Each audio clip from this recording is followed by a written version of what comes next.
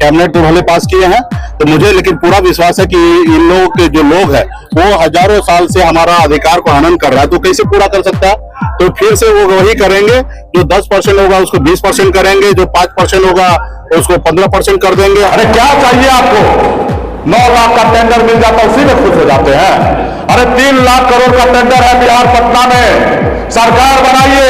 3 लाख करोड़ का जो बजट होता है उसका मालिक बनिए भाई। ये 9 लाख के चक्कर में कहां पड़े हैं? सनी ने कहा कि सीना ठोक करके करते हैं राजनीति, कंधे से कंधा मिलाकर अधिकार पाने के लिए संघर्ष कर रहे हैं। हम झूठ की राजनीति नहीं करते। पीएम मोदी को लेकर कह दी बड़ी बात। यह वीडियो फेसबुक पेज पर देख रहे हैं तो पेज को फॉलो और यूट्यूब पर देख रहे हैं तो यूट्यूब को सब्सक्राइब जरूर करें। विकासशील इंसान पार्टी के प्रमुख और बिहार के पूर्व मंत्री मुकेश सहनी शुक्रवार को मुजफ्फरपुर पहुंचे। मुकेश सहनी का स्वागत में बुलडोजर से फूलों की बरसात किया गया। उन्होंने मिशन 2025 के तहत सरकार बनाओ अधिकार पाओ कार्यकर्ता सम्मेलन में लोगों को संबोधित किया। उन्होंने कहा कि यह चुनावी साल है और अब समय आ गया है कि किए गए संघर्ष को परिणाम में बदलना है। मुकेश सहनी ने कहा कि आज हम लोग कंधे से कंधा मिलाकर अधिकार पाने के लिए संघर्ष कर रहे हैं। हम झूठ की राजनीति नहीं करते हैं बल्कि सीना ठोक के राजनीति करते हैं। उन्होंने कहा कि पिछले लोकसभा चुनाव में आपके समर्थन से बिहार के 2 युवाओं तेजस्वी यादव और मुकेश सहनी हैं। उन्होंने पीएम मोदी के रथ की गति को धीमा कर दिया। यह ताकत आपकी शक्ति से प्राप्त हुई है। उन्होंने यह भी कहा कि अभी तक हम लोग यहां तक संघर्ष की ही बदौलत पहुंचे हैं, लेकिन जब तक सरकार नहीं बनेगी तब तक हमारा अधिकार मिलना मुश्किल है। उन्होंने कहा कि आज प्रदेश के अधिकांश राज्यों में निषादों को आरक्षण प्राप्त है, लेकिन बिहार, झारखंड, यूपी जैसे राज्यों में आरक्षण नहीं मिल रहा है। अपनी सरकार बनने के बाद सारी समस्याओं का हल हो जाएगा। अपने कार्यकर्ताओं से गांव-गांव जाने की अपील करते हुए कहा कि पार्टी की नीतियों को लेकर गांव-गांव तक पहुंचे और लोगों को अपने साथ जोड़े। अब कुछ ही दिनों में चुनाव होना है। उन्होंने कहा कि हम लोग महागठबंधन के साथ लालू यादव की विचारधारा को लेकर आगे बढ़ रहे हैं और तय है कि हम इस सामाजिक न्याय की लड़ाई जीतेंगे।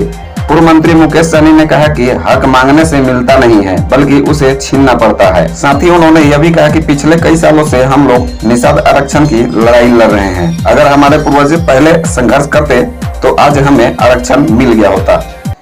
जब आपको पता चल जाएगा कि आपकी हकीकत क्या है तो आने वाला समय में जब आरक्षण होगा, जिनका जितना हिस्सेदारी संख्या है उतना ही उनको हिस्सेदारी देने का काम करेंगे। ये मेरी जिंदगी का लक्ष्य है साथियों। तो इसके लिए हम लोग लड़ाई लड़ रहे हैं।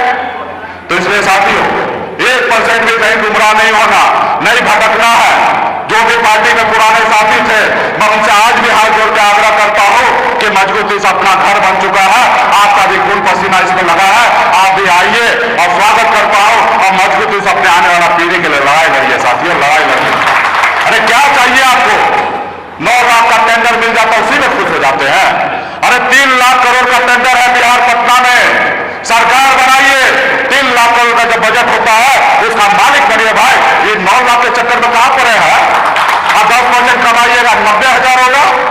आप बताइए 90,000 चाहिए तो हमसे ले लीजिए साथियों। इतना आपके भाई के पास है, आप 90,000 हमसे लीजिए और काम अपने लिए कीजिए। ना कि लोग लालच के चक्कर में जिनका पुतला जलाना है, जो वर्षों से आपका अधिकार नहीं दे रहा है, उनका पुतला नहीं जलाइएगा। लेकिन जो भाई आपके लिए खून पसीना बहा रहा है, जो आपका अधिकार की लड़ाई लड़ रहा है, जब पावर आता है तो लड़ाई खाने के लिए पहले आप खड़ा हो जाते हैं। जो अपना घर परिवार को छोड़कर, अपने घर कारोबार को बेचकर आज आपके समाज के लिए लड़ाई लड़ रहा है और उसका पुतला जलाइएगा। तो ऐसे ऐसे लोग हमारे बीच में हैं। तो फिर से वो वही करेंगे, जो 10% होगा उसको 20% करेंगे, जो 5% होगा उसको 15% कर देंगे और जो 20% होगा उसको 10% कर देंगे। और उसी तरीके से होंगे, क्योंकि उनके जितने भी लोग हैं, बड़े लोग ऊपर में बड़े बड़े अधिकारी है, वो नहीं चाहता है कि गरीब पिछड़ा का हक दे, क्योंकि हजारों साल से वो हमारा हक खाते आ रहा है। अभी हम उनको पता है कि ये लोग जो चीज नहीं देख रहा है उसको क्यों दिखाए, क्यों उसको चश्मा दे। और जिसमें जाति आधारित गणना हो जाएगा तो निश्चित तौर पे देश में जितने भी ओबीसी, एससी, एसटी जो भाई है उनको चश्मा मिल जाएगा और उनको पता चल जाएगा कि हमारी कुल आबादी क्या है और हमारी आबादी जो है उनके अनुकूल हमको अधिकार कम मिल रहा है। जैसे बिहार में लालू जी के नेतृत्व में और नीतीश जी के नेतृत्व में बिहार में जाति आधारित गणना हुआ और हम लोग जब 25% भी बोलते थे कि अति पिछड़ा है तो कोई मानने के लिए तैयार नहीं था।